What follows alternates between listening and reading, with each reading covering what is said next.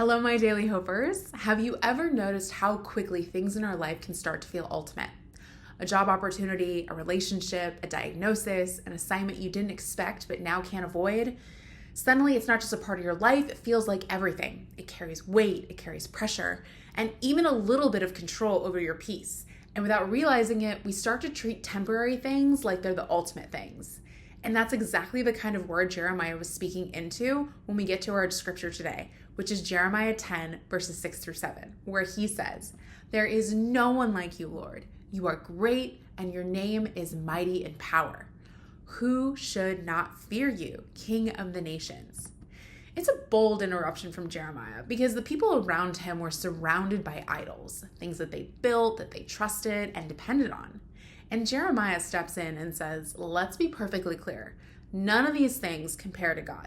And the same is true for you and I. Things that feel overwhelming, things that seem to define us, things that try and take center stage in our life, they might be significant, but they are not ultimate.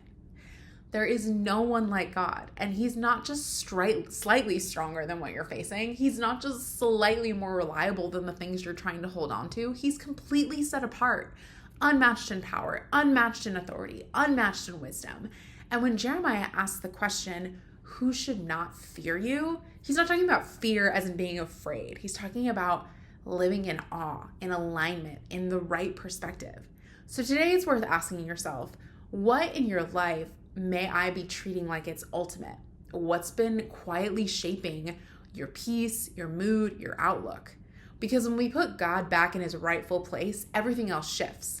The pressure loosens, the weight redistributes, and our perspective clears. Because the one who is like any other is still the one who's holding it all together.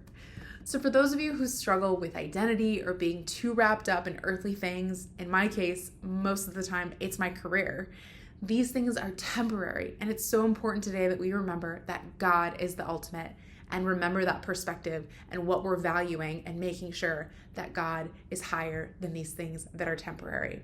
Until next time, church.